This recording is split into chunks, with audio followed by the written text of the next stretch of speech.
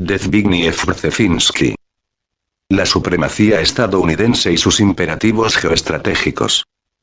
Año, 1997. Traducción. Mónica Salomón González. Producción, Alejandro Concha Gajardo. www.alejandroconcha.com. Presentación, Introducción de Zbigniew Brzezinski Capítulo 1. Presentación. El gran tablero mundial. En las postrimerías del siglo XX, los Estados Unidos se han convertido en la única superpotencia del mundo. Ninguna otra nación cuenta con una capacidad militar y económica semejante ni con intereses de tal alcance planetario. Sin embargo, los Estados Unidos no han respondido aún a la pregunta clave. ¿Cuál debe ser la estrategia global que les permita mantener su excepcional posición en el mundo? Esta es la cuestión a la que se enfrenta Zbigniew Brzezinski en este libro penetrante y poco convencional. Un aspecto central de la obra es su análisis del ejercicio del poder en la masa continental euroasiática, en la que se concentra la mayor parte de la población, de los recursos naturales y de la actividad económica del planeta. Con una extensión que abarca desde Portugal al estrecho de Bering, desde Laponia a Malasia, Eurasia es el gran tablero, en el que los Estados Unidos deberán ratificar y defender su supremacía en los próximos años, enfrentándose a la tarea de gestionar los conflictos y las relaciones en Europa, Asia y Oriente Medio, evitando el surgimiento de una superpotencia rival que amenace sus intereses y su bienestar, y clarificando el mapa de las ramificaciones estratégicas de esas nuevas realidades geopolíticas. ¿Por qué Francia y Alemania están destinadas a desempeñar papeles fundamentales mientras que Gran Bretaña y Japón no? ¿Por qué la ampliación de la OTAN ofrece a Rusia una oportunidad que no puede permitirse desperdiciar? ¿Por qué el hecho de considerar a China como una amenaza podría convertirse en una profecía autocumplida? Etcétera. Con sus originales y sorprendentes conclusiones, Brzezinski da un espectacular vuelco a las ideas preconcebidas sobre el tema y sienta las bases de una nueva y estimulante concepción del papel de los Estados Unidos en el mundo. Introducción de Zbigniew Brzezinski. Política de superpotencias. Desde que los continentes empezaron a interactuar en el terreno de la política, hace alrededor de 500 años, Eurasia ha sido el centro del poder mundial. De diferentes maneras y en épocas diferentes, los pueblos que vivían en Eurasia, principalmente los de su periferia europeo-occidental, penetraron y dominaron a las demás regiones del planeta a medida que los distintos estados euroasiáticos alcanzaban el estatus especial de potencias principales del mundo y pasaban a disfrutar de los correspondientes privilegios. La última década del siglo XX ha sido testigo de un desplazamiento tectónico en los asuntos mundiales. Por primera vez en la historia, una potencia no euroasiática ha surgido no solo como el árbitro clave de las relaciones de poder euroasiáticas sino también como la suprema potencia mundial. La derrota y el colapso de la Unión Soviética fueron el último escalón de la rápida ascensión de una potencia del continente americano, los Estados Unidos, como la única e, indudablemente, como la primera potencia realmente global. Sin embargo, Eurasia mantiene su importancia geopolítica. No solo su periferia occidental, Europa sigue siendo el lugar donde gran parte del poder político, económico y mundial está localizado, sino que su región oriental, Asia, se ha convertido recientemente en un centro de crecimiento económico vital y con creciente influencia política. De ahí que la cuestión de cómo deben enfrentarse unos Estados Unidos con compromisos globales a las complejas relaciones de poder euroasiáticas y particularmente si ello impide la emergencia de una potencia euroasiática dominante y antagónica sigue siendo fundamental en términos de la capacidad estadounidense de ejercer la primacía global. De ello resulta que además de cultivar las diferentes dimensiones de poder más novedosas, tecnología, comunicaciones, información, así como comercio y finanzas, la política exterior de los Estados Unidos debe seguir ocupándose de la dimensión geopolítica y emplear su influencia en Eurasia para crear un equilibrio continental estable en el que los Estados Unidos ejerzan las funciones de árbitro político. Eurasia es, pues, el tablero en el que la lucha por la primacía global sigue jugándose, y esa lucha involucra a la geoestrategia, la gestión estratégica de los intereses geopolíticos. Es de notar que en una fecha tan cercana como 1940, dos aspirantes al poder global, Adolf Hitler y José Stalin, acordaron de forma explícita, en las negociaciones secretas que tuvieron lugar en noviembre de ese año, que los Estados Unidos debían quedar excluidos de Eurasia. Tanto uno como otro habían comprendido que una inyección de poder estadounidense en Eurasia podía obstaculizar sus ambiciones de dominio global. Ambos compartían la creencia de que Eurasia es el centro del mundo y la de que quien controle a Eurasia controlará el mundo. Medio siglo después, el tema ha sido redefinido. ¿Se mantendrá la primacía estadounidense en Eurasia? Y, si es así, ¿con qué fines? El objetivo último de la política estadounidense debería ser benéfico y visionario. Dar forma a una comunidad global verdaderamente cooperativa, de acuerdo con unas orientaciones de largo alcance y con los intereses fundamentales de la humanidad. Mientras tanto, empero, es esencial que no se produzca el surgimiento de ningún aspirante al poder euroasiático capaz de dominar Eurasia y, por lo tanto, también de desafiar a los Estados Unidos. La formulación de una geoestrategia global e integrada para Eurasia es, así, el objetivo de esta obra. Zbigniew Brzezinski, Washington. D.C. Abril de 1997. Capítulo 1. Una nueva clase de hegemonía. La hegemonía es algo tan viejo como la humanidad. Pero la actual supremacía global estadounidense se destaca por la rapidez con la que ha surgido, por su alcance global y por la manera en que se ejerce. En el transcurso de un solo siglo, los Estados Unidos se han transformado a sí mismos y han sido también transformados por las dinámicas internacionales de tal manera que un país que estaba relativamente aislado en el continente americano se ha convertido en una potencia con unas capacidades de acceso y de control mundiales sin precedentes. El corto viaje hacia la supremacía global. La guerra hispano-estadounidense de 1898 fue la primera guerra de conquista de los Estados Unidos fuera de su territorio. La guerra hizo que el poder estadounidense penetrara bien dentro del Pacífico, llevándolo más allá de Hawái hasta las Filipinas. Al iniciarse el siglo, los estrategas estadounidenses ya estaban desarrollando doctrinas sobre la supremacía naval en los dos océanos y la Armada estadounidense había empezado a cuestionar la condición de Gran Bretaña de reina de los mares. Las reivindicaciones estadounidenses de un estatus especial como único guardián de la seguridad del continente americano proclamadas anteriormente por la doctrina Monroe y justificadas más adelante con el pretendido destino manifiesto estadounidense se hicieron aún más firmes a partir de la construcción del Canal de Panamá, que facilitó el dominio naval de los Estados Unidos tanto sobre el Océano Atlántico como sobre el Pacífico. La base de las ambiciones geopolíticas estadounidenses en expansión la proporcionó la rápida industrialización de la economía del país.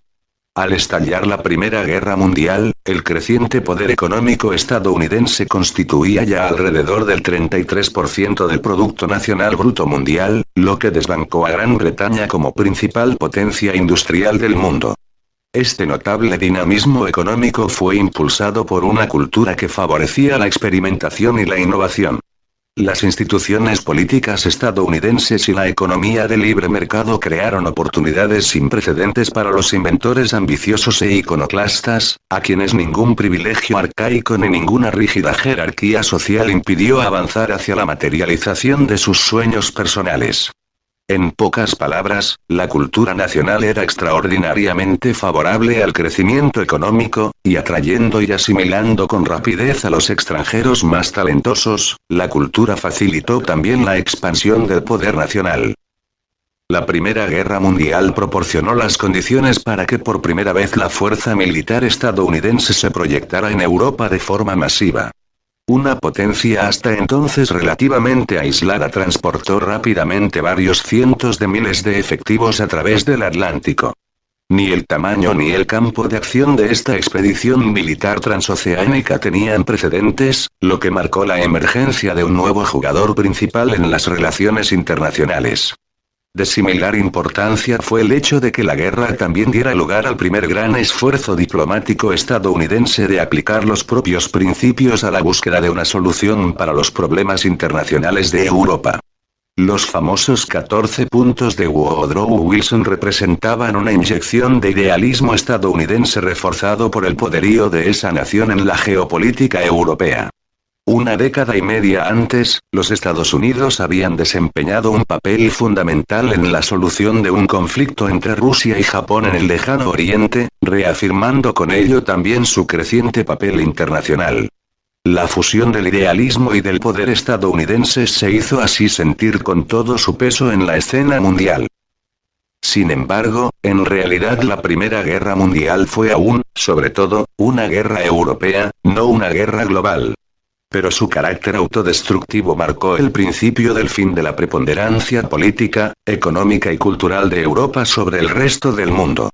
En el transcurso de la guerra, ninguna potencia europea fue capaz de prevalecer sobre las demás de manera decisiva y el resultado de la guerra estuvo muy influenciado por la entrada en el conflicto de los Estados Unidos, la potencia emergente no europea.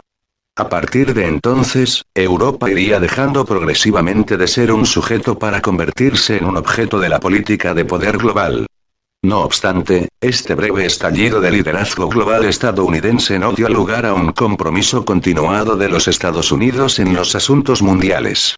En lugar de ello, los Estados Unidos se retiraron rápidamente a una autocomplaciente combinación de aislamiento e idealismo. Aunque hacia mediados de los años 20 y principios de la década de los 30 el totalitarismo se iba haciendo fuerte en el continente europeo, el poder estadounidense que para entonces incluía una poderosa flota presente en los dos océanos que superaba con creces a la Armada Británica siguió estando libre de compromisos. Los estadounidenses prefirieron mantenerse como espectadores de la política mundial.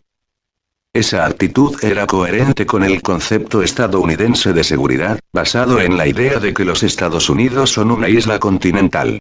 La estrategia estadounidense estaba centrada en la protección de las costas y, por lo tanto, su alcance era estrictamente nacional, prestándose poca atención a las consideraciones internacionales o globales. Los jugadores internacionales clave seguían siendo las potencias europeas y, cada vez más, Japón. La era europea en la política mundial llegó a su fin en el transcurso de la Segunda Guerra Mundial, la primera guerra verdaderamente global. Dado que se luchó simultáneamente en 3 continentes, y que los océanos Atlántico y Pacífico fueron también muy disputados, su dimensión global quedó demostrada simbólicamente cuando soldados británicos y japoneses que representaban respectivamente una remota isla europeo occidental y una isla de Asia Oriental igualmente remota entraron en colisión a miles de kilómetros de sus hogares en la frontera indo-birmana. Europa y Asia se habían convertido en un único campo de batalla. Si el resultado de la guerra hubiera sido el de una clara victoria para la Alemania nazi, una única potencia europea podría haber surgido como potencia preponderante a nivel global. La victoria de Japón en el Pacífico le habría conferido a esa nación el papel dominante en el lejano Oriente, pero con toda probabilidad Japón habría seguido teniendo tan solo una hegemonía regional. En lugar de ello, la derrota de Alemania estuvo en gran medida determinada por los dos vencedores extraeuropeos, los Estados Unidos y la Unión Soviética, que se convirtieron en los sucesores de la malograda búsqueda europea de la supremacía global. Los 50 años siguientes estuvieron dominados por la lucha entre los Estados Unidos y la Unión Soviética por la supremacía global. En algunos aspectos, esa lucha representó el cumplimiento de las teorías más caras a los geopolíticos.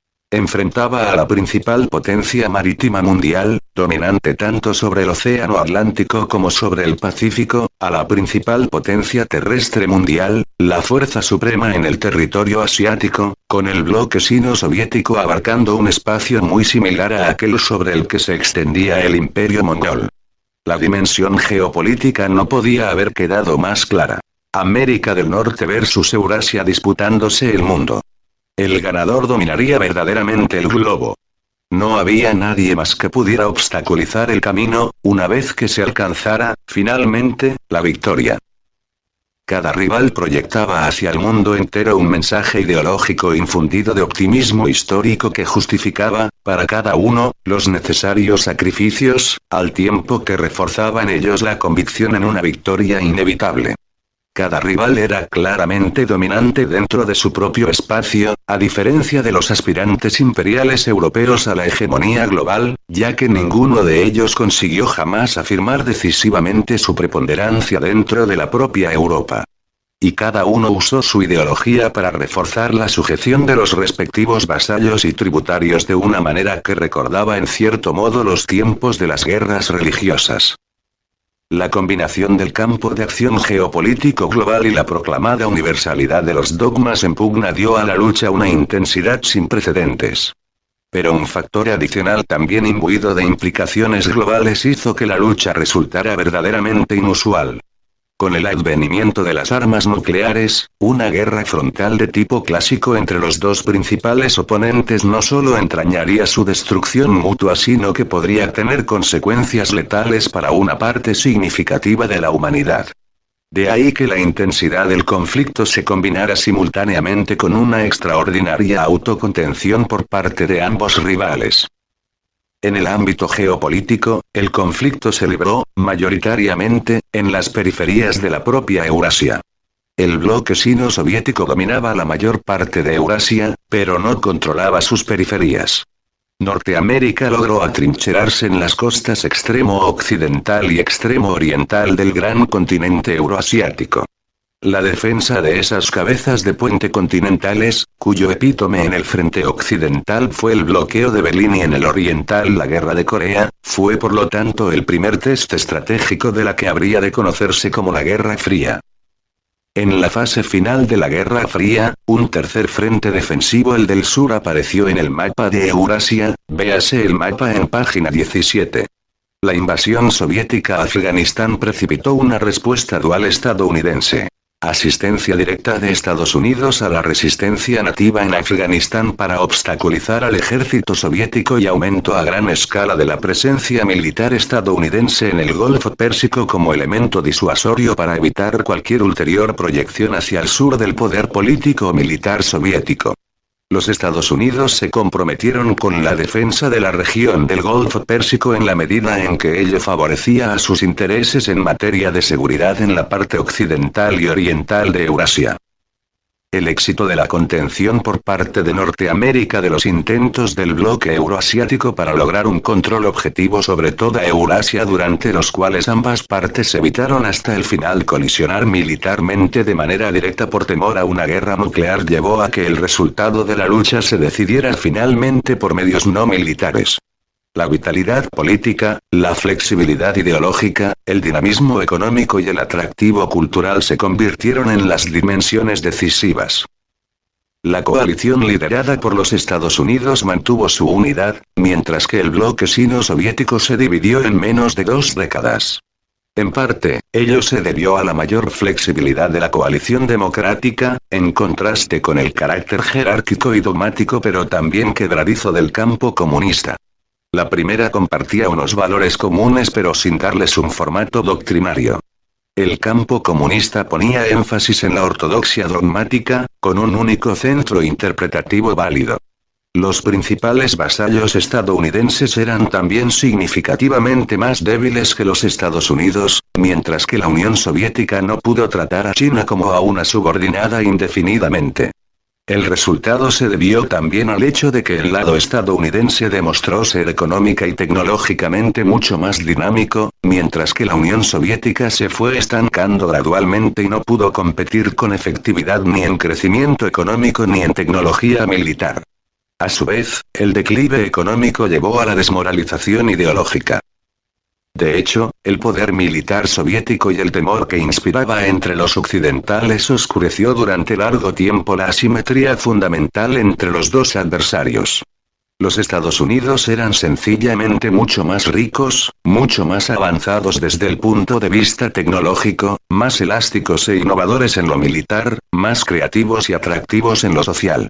También las constricciones ideológicas socavaron el potencial creativo de la Unión Soviética, volviendo a su sistema cada vez más rígido y a su economía cada vez más ruinosa y menos competitiva desde el punto de vista tecnológico. Mientras no estallara una guerra mutuamente destructiva, en una prolongada competencia la balanza se inclinaría a favor de los Estados Unidos. El resultado final estuvo también influenciado de manera significativa por consideraciones culturales. La coalición liderada por los Estados Unidos aceptaba en general como positivos muchos de los atributos de la cultura política y social estadounidense.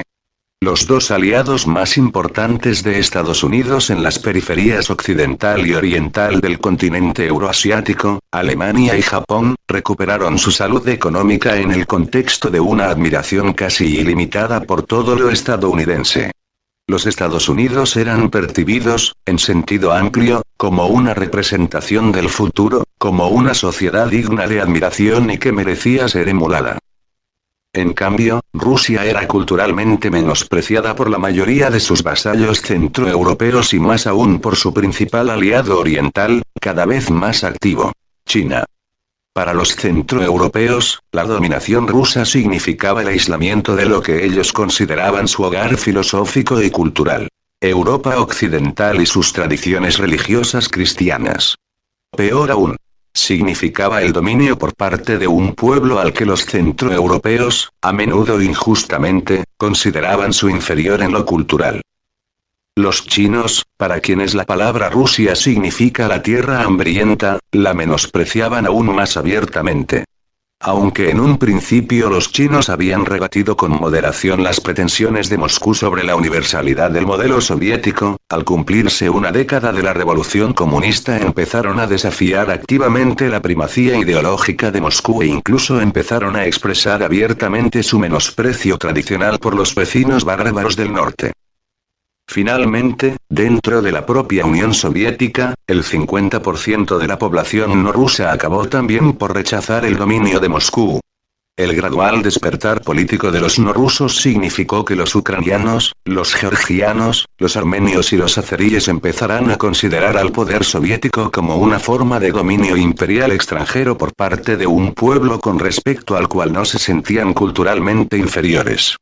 En Asia Central las aspiraciones nacionales pueden haber sido más débiles, pero allí esos pueblos desarrollaron también un sentimiento de identidad islámica que crecía poco a poco, mientras que el conocimiento de la descolonización que estaba teniendo lugar en otras regiones se intensificaba. Como les ocurrió a tantos imperios anteriormente, la Unión Soviética terminó por explotar y fragmentarse, cayendo como víctima no tanto de una derrota militar directa sino de una acelerada desintegración producida por presiones económicas y sociales. Su destino confirmó la correcta observación de un estudioso de que los imperios son inherentemente inestables en lo político porque sus unidades subordinadas prefieren casi siempre una mayor autonomía y porque las contraélites de tales unidades intentan, en cuanto tienen oportunidad, obtener una mayor autonomía. En este sentido, los imperios no caen. Más bien se separan, por lo general muy lentamente, aunque algunos con una notable rapidez. 1. La primera potencia global. El colapso de su rival dejó a los Estados Unidos en una posición única. Se convirtieron, simultáneamente, en la primera y única potencia realmente global. Y, sin embargo, la supremacía global de los Estados Unidos recuerda, en cierto modo, a la de los viejos imperios, a pesar de que el campo de acción regional de estos era más restringido. Esos imperios basaban su poder en una jerarquía de vasallos, tributarios, protectorados y colonias y solían considerar como bárbaros a quienes se encontraban en el exterior. En alguna medida, esa terminología anacrónica no resulta totalmente inapropiada para algunos de los estados que actualmente se mueven en la órbita estadounidense. Igual que en el pasado, el ejercicio del poder imperial estadounidense se deriva en gran medida de la organización superior, de la habilidad para movilizar con rapidez vastos recursos económicos y tecnológicos con propósitos militares, del vago pero significativo atractivo cultural del American Way of Life y del franco dinamismo y la inherente competitividad de las élites sociales y políticas estadounidenses.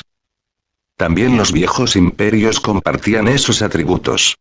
El caso de Roma es el primero que viene a la mente.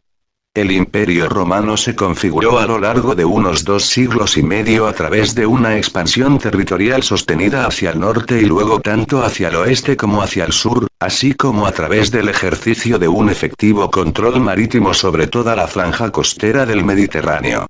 En términos de extensión geográfica, alcanzó su punto culminante alrededor del año 211 DC. Véase el mapa de la página 21. La política de Roma era centralizada y su economía autosuficiente. El poder imperial se ejercía de forma deliberada y con un objetivo claro a través de un complejo sistema de organizaciones políticas y económicas. Un sistema de carreteras y de rutas navales estratégicamente diseñado y que partía de la capital permitía en caso de una amenaza importante a la seguridad trasladar y concentrar con rapidez a las legiones romanas estacionadas en los distintos estados vasallos y provincias tributarias. En el período en que el imperio había alcanzado su punto culminante, las legiones romanas desplegadas en el exterior sumaban no menos de 300.000 hombres, una fuerza impresionante que resultaba especialmente efectiva debido a la superioridad romana en concepción estratégica y en armamento, así como a la habilidad del centro para organizar movilizaciones relativamente rápidas. Resulta llamativo el hecho de que, en 1996, los Estados Unidos, una potencia suprema mucho más populosa, protegiera los límites de sus dominios mediante el estacionamiento de 296.000 soldados en el exterior. El poder imperial de Roma, sin embargo, se derivaba también de una importante realidad psicológica. Civis Romanus sum, soy un ciudadano romano, era la manera más elevada posible de definirse a sí mismo y una fuente de orgullo a la que muchos aspiraban. Concedido más adelante incluso a aquellos que no eran romanos de nacimiento, el exaltado estatus de ciudadano romano era una expresión de superioridad cultural que justificaba el sentido de misión del poder imperial. No solo legitimaba el dominio romano, sino que también predisponía a quienes estaban sometidos a él a desear la asimilación y la inclusión en la estructura imperial. La superioridad cultural, evidente para los gobernantes y admitida por los subyugados, reforzaba, por lo tanto, el poder imperial. Ese poder imperial supremo y en buena medida incontestado duró unos 300 años. Con la excepción del reto planteado en cierto momento por la cercana Cartago y, en los confines orientales, por el Imperio Parto, el mundo exterior era mayoritariamente bárbaro, mal organizado, solo capaz la mayor parte del tiempo de emprender ataques esporádicos y notoriamente inferior en lo cultural. Mientras que el imperio pudo mantener su vitalidad y su unidad interna, el mundo exterior no representó una amenaza para él.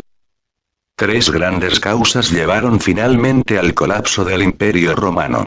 En primer lugar, el imperio creció demasiado como para poder gobernarlo desde un único centro, pero cuando se dividió en sus mitades occidental y oriental se destruyó automáticamente el carácter monopolístico de su poder. En segundo lugar, el prolongado período de orgullo imperial generó, al mismo tiempo, un hedonismo cultural que gradualmente socavó la voluntad de grandeza de la élite política. En tercer lugar, la inflación sostenida minó también la capacidad del sistema de mantenerse a sí mismo sin sacrificios sociales y los ciudadanos ya no estaban preparados para hacerlos. La decadencia cultural, la división política y la inflación financiera conspiraron para que Roma se volviera vulnerable incluso ante los bárbaros de las regiones vecinas. Según los criterios actuales, Roma no era verdaderamente una potencia global sino una potencia regional. Sin embargo, la conciencia del aislamiento entre los distintos continentes del globo que prevalecía entonces imprimía un carácter autónomo y aislado a ese poder regional, que además carecía de un rival cercano e incluso de un rival distante.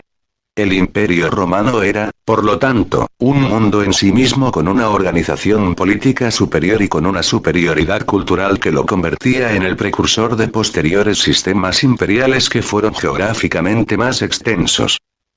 Aún así, el Imperio Romano no era único. Los imperios romano y chino surgieron casi al mismo tiempo, aunque ninguno de ellos conocía la existencia del otro.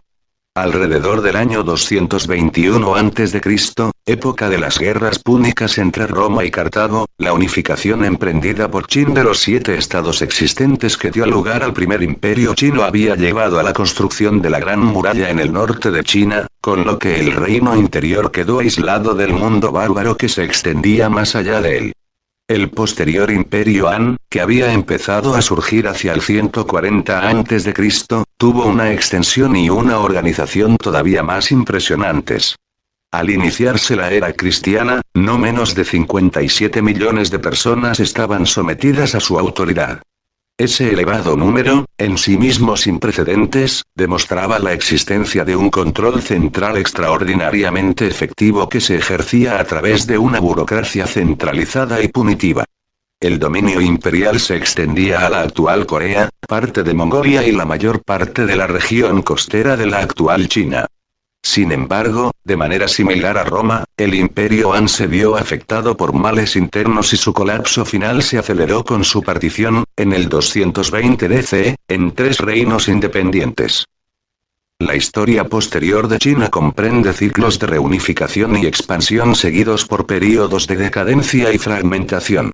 Más de una vez China consiguió establecer sistemas imperiales autosuficientes, aislados y carentes de amenazas externas por parte de rivales organizados.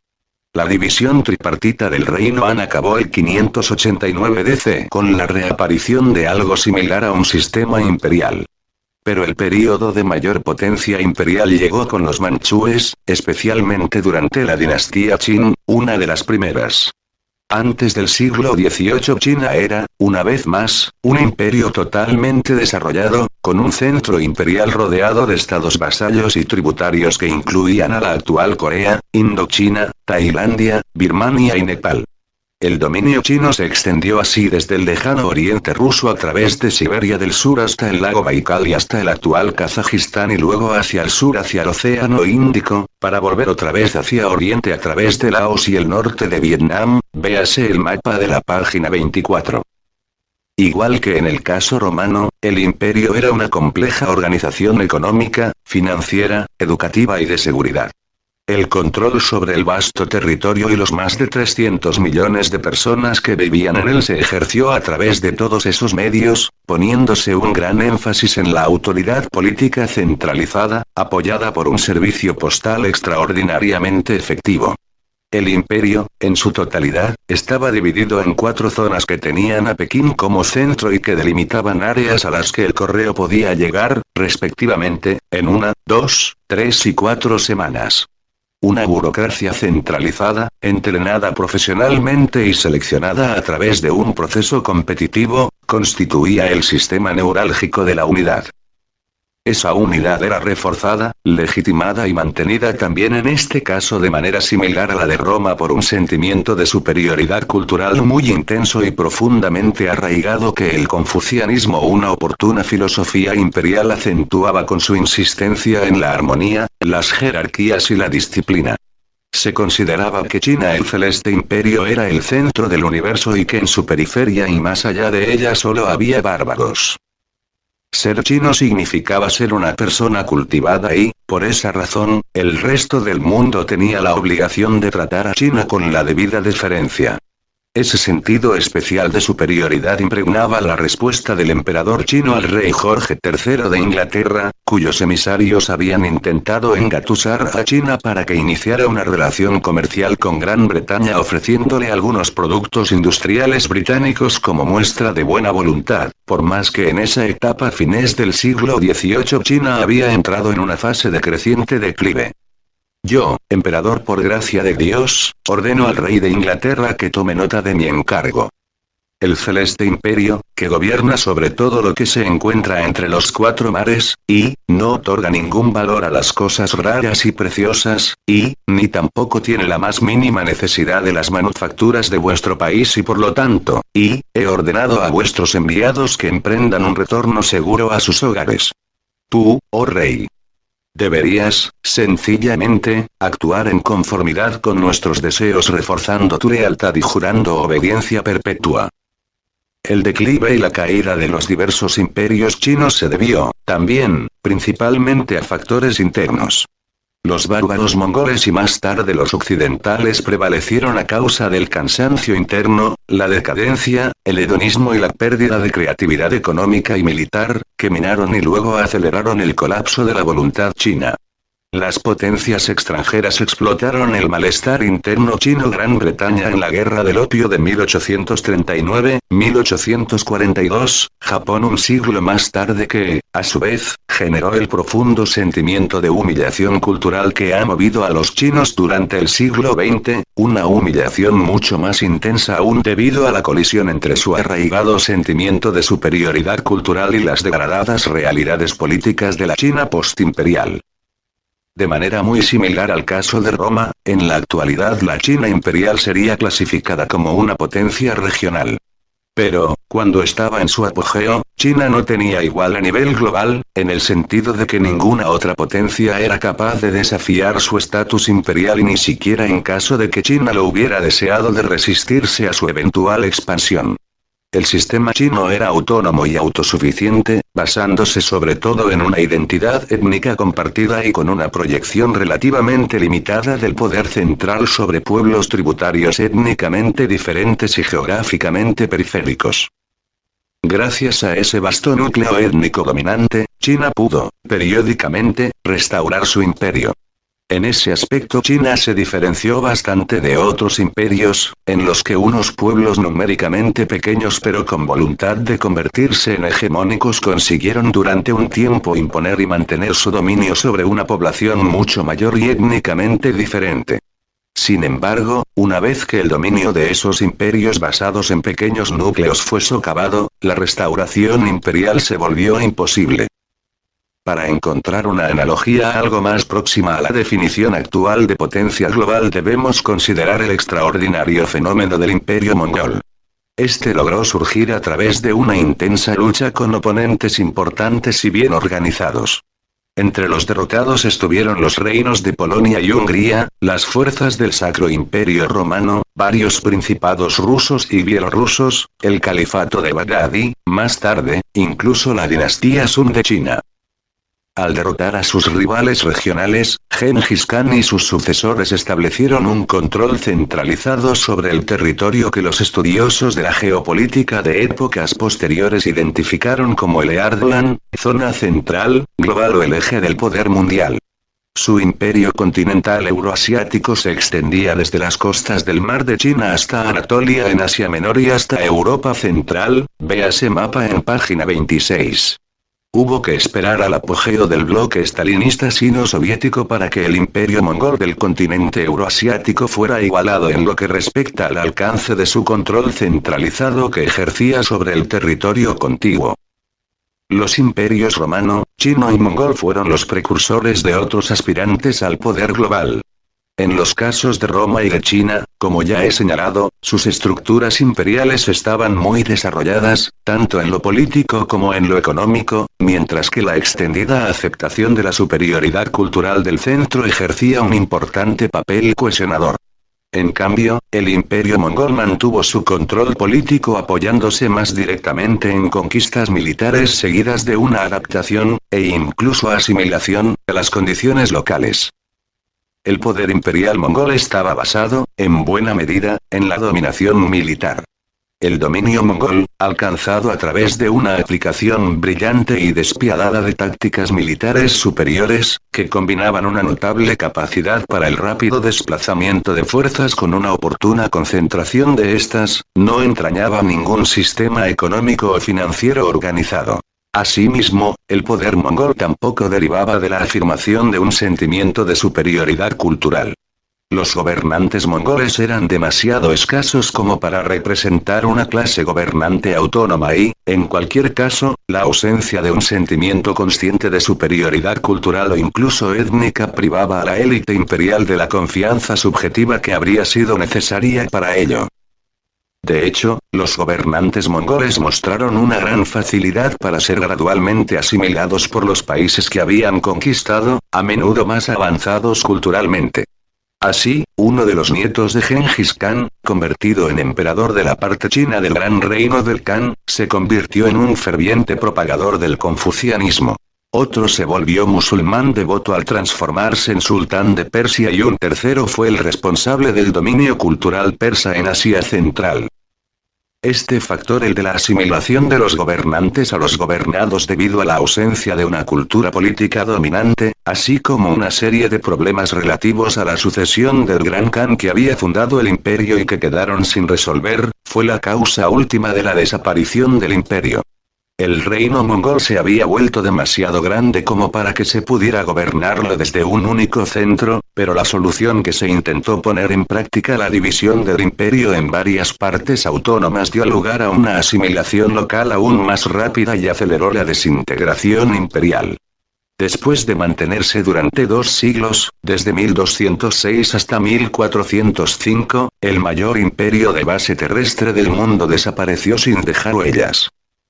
A partir de entonces, Europa se convirtió tanto en el centro del poder global como en el foco de las principales luchas por el poder global. Efectivamente, en el transcurso de unos 3 siglos, la pequeña periferia noroccidental del continente euroasiático alcanzó a través de la proyección del poder marítimo y por primera vez en la historia un dominio global genuino a medida que el poder europeo llegaba a cada uno de los continentes del globo y se mantenía en ellos. Es notorio que las hegemonías imperiales europeo-occidentales no fueran demográficamente muy numerosas, especialmente si se las compara con las cifras de los pueblos subyugados.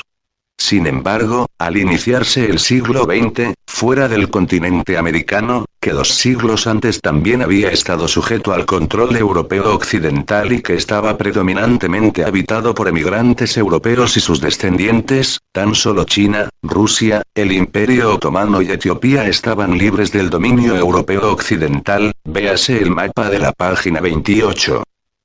Sin embargo, el dominio europeo occidental no significó que Europa occidental hubiera alcanzado el poder global.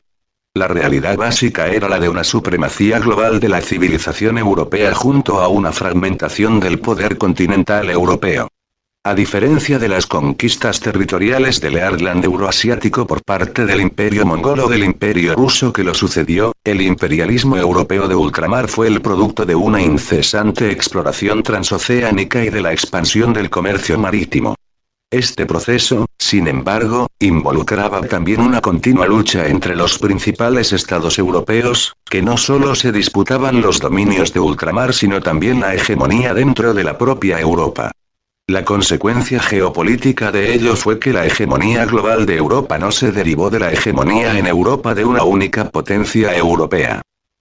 En términos generales, hasta mediados del siglo XVII España fue la principal potencia europea. Hacia fines del siglo XV había surgido también como uno de los principales poderes imperiales ultramarinos y alimentaba ambiciones globales. La religión cumplía las funciones de una doctrina unificada y era la fuente del ardor misionero imperial. De hecho, hubo que recurrir al arbitraje papal entre España y Portugal, su rival marítimo, para codificar una división formal del mundo en esteras coloniales española y portuguesa en los tratados de Tordesillas, 1494, y Zaragoza, 1529. No obstante, enfrentada a los desafíos inglés, francés y holandés, España nunca consiguió afirmar una supremacía genuina, ya sea en la propia Europa occidental o allende los océanos. La preeminencia española fue dando paso gradualmente a la francesa. Hasta 1815 Francia fue la potencia europea dominante, aunque sus rivales europeos, dentro y fuera del continente, representaron un freno constante para ella. Con Napoleón, Francia estuvo a punto de establecer una verdadera hegemonía sobre Europa. Si hubiera tenido éxito en esa empresa habría obtenido también el estatus de potencia global dominante. Sin embargo, su derrota por parte de una coalición europea restableció el equilibrio del poder continental.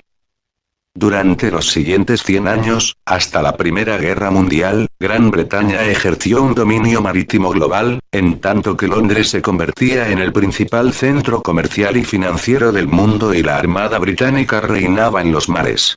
Gran Bretaña era claramente la potencia suprema fuera del continente, pero igual que había ocurrido con los anteriores aspirantes europeos a la hegemonía global, el Imperio británico no fue capaz de dominar a Europa por sí solo.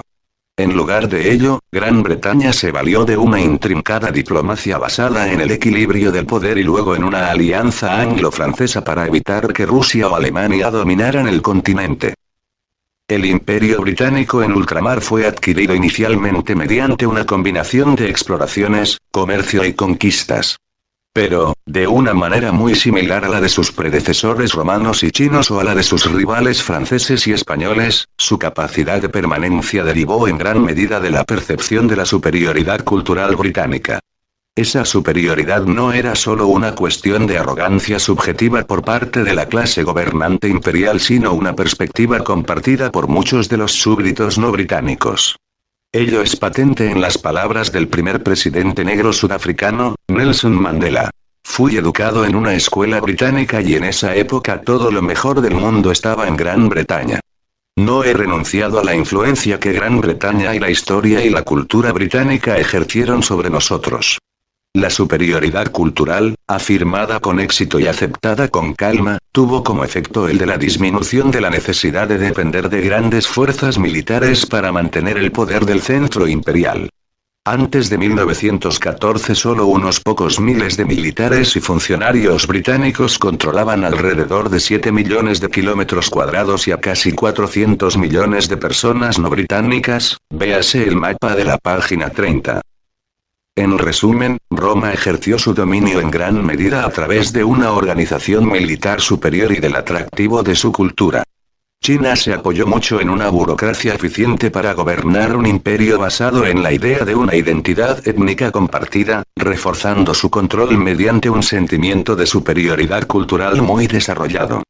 La base del dominio del imperio mongol fue la combinación de unas avanzadas tácticas militares para la conquista con una predisposición a la asimilación. Los británicos, y también los españoles, los holandeses y los franceses, consiguieron la preeminencia a medida que su bandera siguió los pasos de su comercio, reforzando además su control con una organización militar superior y con la afirmación de la superioridad de su cultura. Pero ninguno de esos imperios fue realmente global. Ni siquiera Gran Bretaña fue una potencia realmente global. No controló a Europa, sino que, simplemente, la equilibró. Una Europa estable era crucial para la preeminencia internacional británica, y la autodestrucción de Europa marcó, inevitablemente, el fin de la primacía británica. En cambio, el alcance y la penetración del poder global estadounidense en la actualidad son únicos. Además de controlar todos los océanos y mares del mundo, los Estados Unidos han desarrollado una capacidad militar activa en el control anfibio de las costas que les permite proyectar su poder tierra adentro de maneras políticamente significativas. Sus legiones militares están firmemente asentadas en las extremidades occidental y oriental de Eurasia y también controlan el Golfo Pérsico. Los vasallos y tributarios de los Estados Unidos, algunos de los cuales ansían verse ligados a Washington por unos vínculos más formales, salpican el continente euroasiático en toda su extensión, como muestra el mapa de la página siguiente. El dinamismo económico estadounidense proporciona la precondición necesaria para el ejercicio de la primacía global. En un principio, inmediatamente después de la Segunda Guerra Mundial, la economía estadounidense se destacó de todas las demás, respondiendo por sí sola de más del 50% del Producto Nacional Bruto Mundial. La recuperación económica de Europa Occidental y de Japón, seguida del fenómeno más amplio del dinamismo económico asiático, hizo que con el tiempo la participación estadounidense en el Producto Nacional Bruto Global experimentara una reducción desde los niveles desproporcionadamente altos de la inmediata posguerra. De todos modos, al acabar la subsiguiente Guerra Fría, la participación estadounidense en el Producto Nacional Bruto Global, y en concreto su participación en la producción mundial de manufacturas, se había estabilizado en alrededor de un 30%, un nivel que había sido la norma durante la mayor parte de este siglo, a excepción de los años excepcionales inmediatamente posteriores a la Segunda Guerra Mundial. Aún más importante es el hecho de que los Estados Unidos han mantenido e incluso ampliado su liderazgo en la explotación de los últimos adelantos científicos para fines militares, creando por lo tanto un establishment militar sin par desde el punto de vista tecnológico, el único con un alcance global efectivo. Además, siempre mantuvieron una importante ventaja comparativa dentro de las tecnologías de la información, un sector clave desde el punto de vista económico. La superioridad estadounidense en los sectores punta de la economía del mañana permite suponer que no es probable que la primacía tecnológica estadounidense desaparezca a corto plazo, particularmente porque en los terrenos clave desde el punto de vista económico los estadounidenses están manteniendo o incluso ampliando sus ventajas en términos de productividad sobre sus rivales europeo-occidentales y japoneses. No cabe duda de que Rusia y China sufren a causa de esta hegemonía estadounidense. A principios de 1996 expresaron su resentimiento de manera conjunta en el transcurso de una visita a Pekín del presidente de Rusia, Boris Yeltsin. Además, ambas poseen arsenales nucleares que podrían amenazar los intereses vitales estadounidenses. Pero la cruda realidad es que, por el momento y durante algún tiempo todavía, por más que alguna de ellas pudiera iniciar una guerra nuclear suicida, ninguna podría ganarla. Al faltarles la habilidad para proyectar fuerzas a distancias largas con el fin de imponer su voluntad política y al estar mucho más atrasadas desde el punto de vista tecnológico que Estados Unidos, carecen de los medios necesarios para ejercer una influencia política sustancial en el mundo o para llegar a ejercerla a corto plazo. En resumen, los Estados Unidos tienen la supremacía en los 4 ámbitos decisivos del poder global. En el militar su alcance global es inigualado. En el económico siguen siendo la principal locomotora del crecimiento global, pese a que en algunos aspectos Japón y Alemania, que no disfrutan del resto de los atributos del poder global, se les acercan. En el tecnológico mantienen una posición de liderazgo global en los sectores punta de la innovación. Y en el cultural, pese a cierto grado de tosquedad, disfrutan de un atractivo que no tiene rival, especialmente entre la juventud mundial. Todo ello da a los Estados Unidos una influencia política a la que ningún otro estado se acerca. La combinación de los 4 ámbitos es lo que hace de los Estados Unidos la única superpotencia global extensa. El sistema global estadounidense, aunque la preeminencia internacional estadounidense evoca indefectiblemente ciertas similitudes con los anteriores sistemas imperiales, las diferencias son más importantes y van más allá de la cuestión del alcance territorial. El poder global estadounidense se ejerce a través de un sistema global cuyo diseño es netamente estadounidense y que refleja la experiencia doméstica de ese país. En esa experiencia doméstica resulta central el carácter pluralista de la sociedad estadounidense y de su sistema político.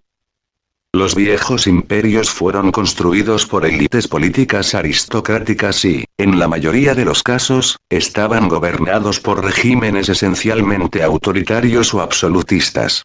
El grueso de las poblaciones de los estados imperiales o bien eran políticamente indiferentes o, en tiempos más recientes, estaban infectados por las emociones y símbolos imperialistas. La búsqueda de la gloria nacional, la carga del hombre blanco, la misión civilizatrice, por no hablar de las oportunidades para conseguir beneficios personales, todo ello sirvió para movilizar apoyos para las aventuras imperiales y para mantener unas pirámides imperiales de poder esencialmente jerárquicas. La actitud de la opinión pública estadounidense con respecto a la proyección externa del poder norteamericano ha sido mucho más ambivalente. La opinión pública apoyó la entrada estadounidense en la Segunda Guerra Mundial, sobre todo a causa del efecto de shock del ataque japonés sobre Pearl Harbor. El compromiso de los Estados Unidos en la Guerra Fría fue asumido inicialmente con muchas más reticencias, hasta el bloqueo de Berlín y la Guerra de Corea que siguió a continuación. Una vez finalizada la Guerra Fría, la emergencia de los Estados Unidos como único poder global no dio lugar a grandes manifestaciones de satisfacción pública, sino que más bien reforzó las preferencias por una definición más limitada de las responsabilidades estadounidenses en el exterior. Las encuestas de opinión llevadas a cabo en 1995 y 1996 señalaron que en general la opinión pública prefería que los Estados Unidos compartieran el poder global con otros en lugar de ejercerlo como monopolio. A causa de esos factores domésticos, el sistema global estadounidense pone un énfasis en la técnica de cooptación, como en el caso de los rivales derrotados. Alemania, Japón y, recientemente, incluso Rusia, mucho mayor que el que ponían los viejos sistemas imperiales. Asimismo, se basa en una medida importante en el ejercicio indirecto de la influencia sobre élites extranjeras dependientes, mientras que obtiene grandes beneficios a partir del atractivo que ejercen sus principios democráticos y sus instituciones. Todo lo anterior se refuerza con el impacto masivo pero intangible de la dominación estadounidense sobre las comunicaciones globales, las diversiones populares y la cultura de masas y por la influencia potencialmente muy tangible de la tecnología punta estadounidense y de su alcance militar global. La dominación cultural ha sido una faceta infravalorada del poder global estadounidense. Piénsese lo que se piense acerca de sus valores estéticos, la cultura de masas estadounidense ejerce un atractivo magnético, especialmente sobre la juventud del planeta. Puede que esa atracción se derive de la cualidad hedonística del estilo de vida que proyecta, pero su atractivo global es innegable. Los programas de televisión y las películas estadounidenses representan alrededor de las 3/4 partes del mercado global. La música popular estadounidense es igualmente dominante, en tanto que las novedades, los hábitos alimenticios e incluso las vestimentas estadounidenses son cada vez más imitados en todo el mundo. La lengua de Internet es el inglés, y una abrumadora proporción de las conversaciones globales a través de ordenador se origina también en los Estados Unidos, lo que influencia a los contenidos de la conversación global. Por último, los Estados Unidos se han convertido en una meca para quienes buscan una educación avanzada.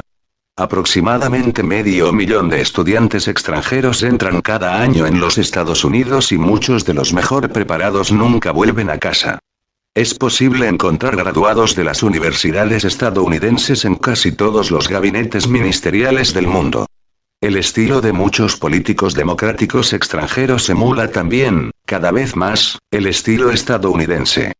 No solo John F. Kennedy tuvo vehementes imitadores en el extranjero, también otros líderes políticos estadounidenses más recientes, y menos glorificados, se han convertido en objeto de cuidadoso estudio e imitación política.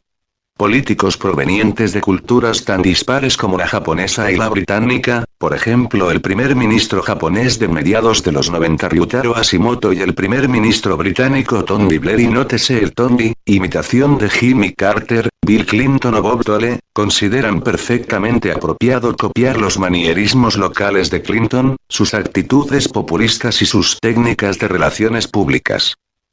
Los ideales democráticos asociados con la tradición política estadounidense refuerzan aún más lo que algunos perciben como el imperialismo cultural estadounidense. En esta era en la que tiene lugar la más importante expansión de la forma democrática de gobierno en el mundo, la experiencia política estadounidense tiende a servir de modelo para la emulación. El énfasis que se extiende en el mundo en la centralidad de una constitución escrita y sobre la supremacía del derecho sobre la conveniencia política, por más engañoso que resulte en la práctica, se ha inspirado en la fuerza del constitucionalismo estadounidense.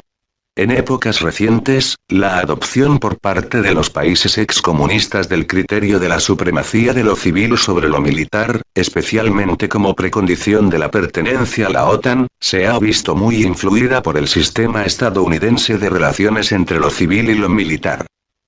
Al atractivo e impacto del sistema político democrático estadounidense se ha sumado la creciente atracción del modelo económico empresarial de ese país, que pone el acento en el comercio libre global y en la competición sin restricciones. A medida que el estado del bienestar occidental e incluso el modelo alemán de codecisión entre empresarios y sindicalistas empieza a perder su ímpetu económico, son cada vez más los europeos que se muestran convencidos sobre la necesidad de emular a la cultura económica estadounidense, más competitiva e incluso despiadada, si se quiere evitar que Europa pierda aún más terreno. Incluso en Japón se reconoce que un mayor individualismo en el comportamiento económico es un ingrediente necesario del éxito económico. La importancia que tiene para los estadounidenses la democracia política se combina con la que se otorga al desarrollo económico en un mensaje sencillo que a muchos les resulta atractivo: que la búsqueda del éxito individual realza la libertad al tiempo que genera riqueza. La mezcla resultante de idealismo y egoísmo es una combinación potente. La autorrealización individual se considera un derecho de origen divino que, al mismo tiempo, puede beneficiar a otros mediante el ejemplo y a través de la creación de riqueza. Es una doctrina que atrae a las personas enérgicas, a las ambiciosas y a las muy competitivas. A medida que la imitación de los modos de actuar estadounidenses se va extendiendo en el mundo, se crean unas condiciones más apropiadas para el ejercicio de la hegemonía indirecta y aparentemente consensual de los Estados Unidos. Igual que ocurre en el sistema doméstico estadounidense, esa hegemonía involucra una compleja estructura de instituciones y procedimientos interrelacionados que han sido diseñados para generar un consenso y para oscurecer las asimetrías en términos de poder e influencia. Por lo tanto, la supremacía global estadounidense está apuntalada por un elaborado sistema de alianzas y de coaliciones que atraviesan literalmente el globo. La Alianza Atlántica, encarnada institucionalmente en la OTAN, vincula a América a los estados más influyentes de Europa, haciendo de los Estados Unidos un participante clave incluso en los asuntos intraeuropeos. Los vínculos políticos y militares con Japón ligan a la más poderosa economía asiática a los Estados Unidos, siendo Japón, al menos por ahora, básicamente un protectorado estadounidense. Los Estados Unidos participan también en las nacientes organizaciones multilaterales transpacíficas como el Foro de Cooperación Económica Asia-Pacífico, APEO, lo que hace de ellos un participante clave en los asuntos de esa región. El continente americano suele estar protegido de las influencias exteriores, lo que permite que los Estados Unidos desempeñen el papel central en las organizaciones multilaterales panamericanas existentes. Los acuerdos especiales sobre seguridad en el Golfo Pérsico, especialmente después de la breve misión punitiva de 1991 contra Irak, han convertido a esa región vital desde el punto de vista económico en un coto-vedado militar estadounidense. Incluso el espacio exsoviético está penetrado por diversos acuerdos patrocinados por los Estados Unidos para una cooperación más estrecha con la OTAN, tales como la Asociación para la Paz. Además, también debe incluirse como parte del sistema estadounidense la red global de organizaciones especializadas, particularmente las instituciones financieras internacionales. El Fondo Monetario Internacional, FMI, y el Banco Mundial se consideran representantes de los intereses globales y de circunscripción global. En realidad, empero, son instituciones fuertemente dominadas por los Estados Unidos y sus orígenes se remontan a iniciativas estadounidenses, particularmente la Conferencia de Bretton Woods de 1944. A diferencia de lo que ocurría con los imperios anteriores, este vasto y complejo sistema global no es una pirámide jerárquica. Los Estados Unidos están situados más bien en el centro de un universo interconectado, un universo en el que el poder se ejerce a través de la negociación constante, del diálogo, de la difusión y de la búsqueda del consenso formal, pese a que el poder, en el fondo, se origina en una única fuente. En Washington después de Cristo. Y es allí donde debe jugarse el juego del poder, y jugarse según las reglas internas estadounidenses. Quizás el mayor cumplido que el mundo hace a la centralidad del proceso democrático en la hegemonía global estadounidense es el grado en que los países extranjeros se involucran en las negociaciones políticas domésticas estadounidenses. En la medida de lo posible, los gobiernos extranjeros procuran movilizar a aquellos estadounidenses con quienes comparten una identidad especial étnica o religiosa. La mayor parte de los gobiernos extranjeros emplean también a lobistas estadounidenses para presentar sus puntos de vista, especialmente en el Congreso, además de a los aproximadamente 1000 grupos de intereses foráneos registrados como activos en la capital de los Estados Unidos. Las comunidades étnicas estadounidenses también procuran ejercer influencia sobre la política exterior estadounidense, sobresaliendo los lobbies judío, griego y armenio como los mejor organizados. La supremacía estadounidense ha producido, por lo tanto, un nuevo orden internacional que no solo duplica sino que también institucionaliza en el exterior muchas de las características del propio sistema estadounidense.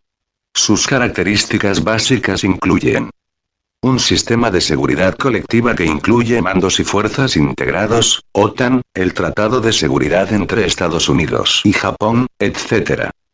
Cooperación Económica Regional, APEC, TLC Tratado de Libre Comercio Norteamericano, e instituciones especializadas de cooperación global, Banco Mundial, FMI, ONC Organización Mundial del Comercio. Procedimientos que hacen hincapié en la toma de decisiones por consenso, aunque dominada por los Estados Unidos. Una preferencia por la participación democrática dentro de alianzas clave. Una rudimentaria estructura constitucional y judicial global, que va desde el Tribunal Internacional de Justicia al Tribunal Especial para juzgar los crímenes de guerra en Bosnia. La mayor parte de este sistema surgió durante la Guerra Fría como consecuencia de los esfuerzos estadounidenses para contener a su rival global, la Unión Soviética. Fue construido, por lo tanto, con el propósito de ser aplicado a nivel global, no bien ese rival desfalleciera y los Estados Unidos se convirtieran en la primera y única potencia global. Su esencia ha sido bien asimilada por el politólogo G. Johnny Kenberry. Era hegemónico en el sentido en que giraba alrededor de los Estados Unidos y reflejaba los mecanismos políticos y los principios organizativos correspondientes al estilo político estadounidense. Era un orden liberal en tanto que era legítimo y estaba marcado por interacciones recíprocas.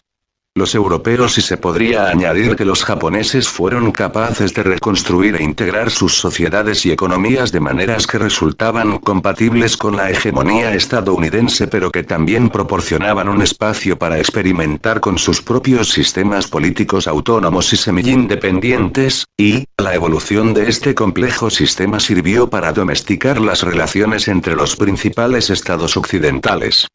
Ha habido tensos conflictos entre esos estados de vez en cuando, pero lo importante es que el conflicto ha sido contenido dentro de un orden político profundamente arraigado, estable y cada vez más articulado, y, la amenaza de la guerra no forma parte del juego 2. En la actualidad, esta hegemonía global estadounidense sin precedentes no tiene rival. Pero seguirá siendo así en el futuro,